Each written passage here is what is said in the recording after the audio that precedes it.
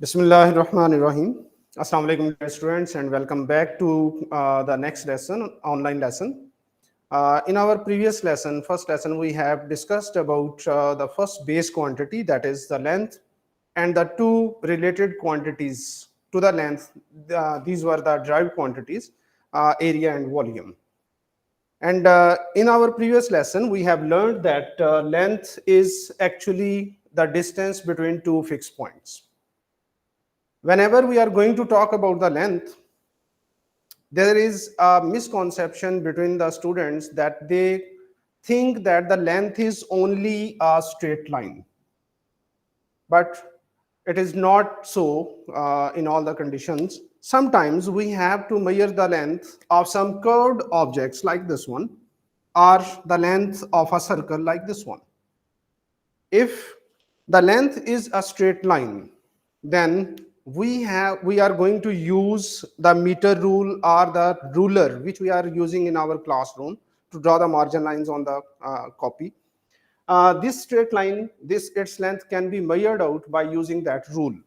But if the lengths are not straight lines, either the meter rule is appropriate to use here or not. It is not appropriate, as a meter rule cannot bend. Here we will use another measuring instrument, that is a measuring tape. That is a measuring tape because a measuring tape is flexible and it can bend around this curved surface and we can easily measure this length. So there are different instruments which are used to measure the lengths, and today we are going to talk about these instruments. So there are some commonly used instruments which are just related to our body, that is the feet. By using our feet we can measure the length. Hand stretch like this one, we can measure the length of an object, or arm length from here till to the tip of the middle finger here. So these are actually not giving us the accurate lengths according to the SI units, but two things are there: meter rule and measuring tape, which with which we are familiar, and these are giving us the lengths in centimeters and millimeters. Okay, but what we have to do if the length which we have been asked to measure is too much smaller, and for example the thickness of a paper, if we have to find out the thickness of a paper or the diameter of a wire, thickness of a wire, then both of these two instruments, that is a meter rule or measuring tape, cannot be used there. What we have to do then? We have to use a specific instrument then, and that is the micrometer screw gauge. What is the micrometer screw gauge? It is an instrument which can measure the thickness or the length up till to the 100th part of 1 millimeter. So its accuracy is too much higher, and because of that one, it is too much sensitive instrument. And whenever we are going to use this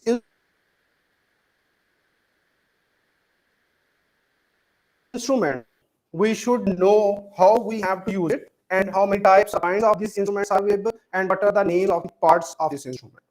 So the first thing, the micrometer, it is actually an instrument which is based upon a U-shaped frame like this one. It is a basic part of this instrument. It is made up of metal and known as U-shaped frame. At one end of this frame, a hollow cylinder has been attached, which is known as the barrel. And upon this cylinder, upon this barrel, there is a line just in between of this barrel, and two scales have been mentioned out on it, like this one, 1, 2, or this is the upper scale is presenting the millimeters and the lower scale is presenting the half millimeters. So a screw is there which moves inside this barrel and moves out like here, and another end has a fixed point which is known as the anvil.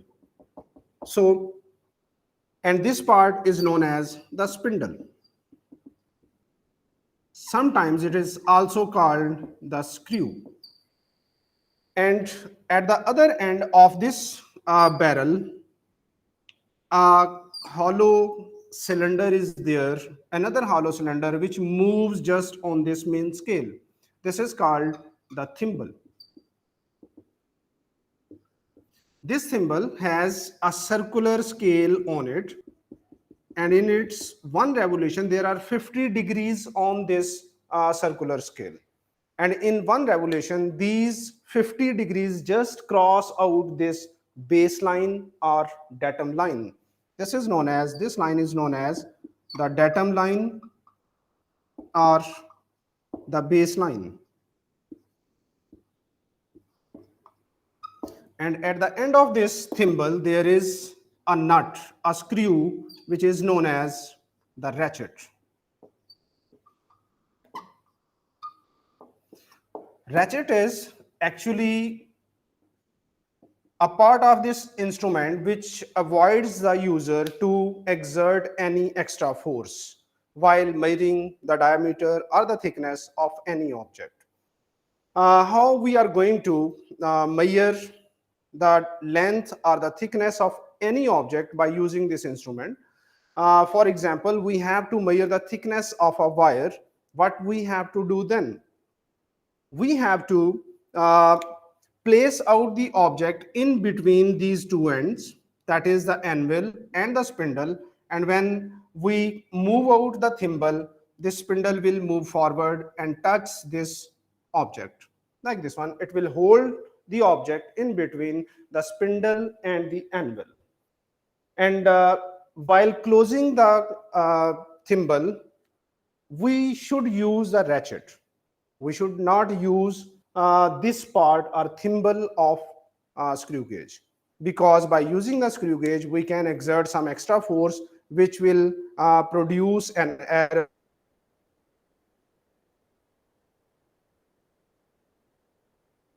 in our measurement. So ratchet, when this spindle will touch this object, what will do that it will produce a clicking sound.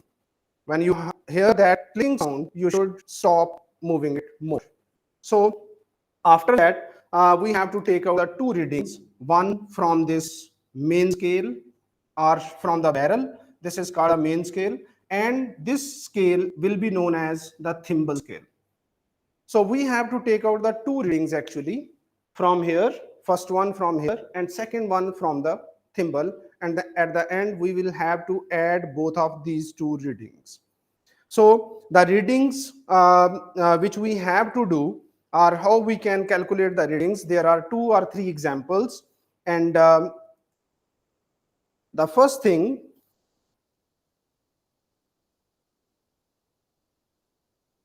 here is a picture in front of you which is showing a part of a screw gauge, and it is showing that some object has been placed in between the anvil and the spindle. The first thing, we have to calculate the reading from the main scale. If you just see the 5 millimeter on the upper part of the datum line is visible to us, and at the same time 0.5 millimeter just ahead of 5 millimeter is also visible. So the reading of the main scale will be 5.5 millimeters, and after that we will have to see which degree of the thimble scale, that is this one, is in front of the datum line. So it is almost 25, 26, 27 and 28th degree which is coinciding with the datum line. So convert this number of degree into 2 decimal places and add it to the main scale reading. This will give you the reading of the object or the thickness of the object.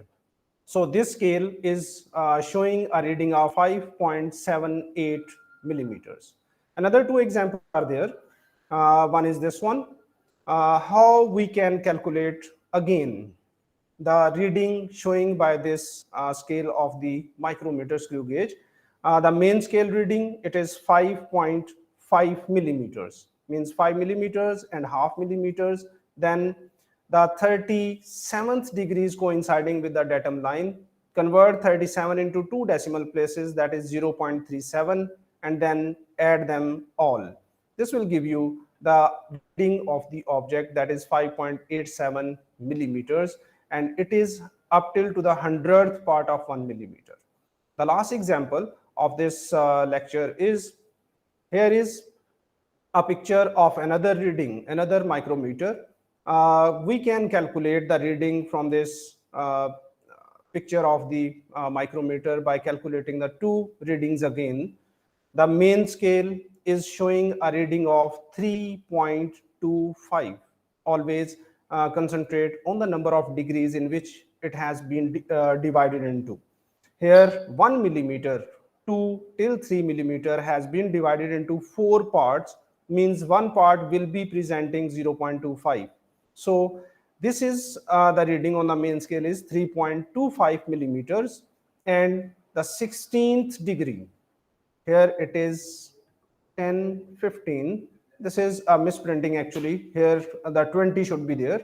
So it is a 16th degree coinciding with the datum line. So convert this 16th degree into two decimal places, means it will be 0.16, and then add it into 3.25. So 3.25 plus 0.16, it will be 3.41 millimeters.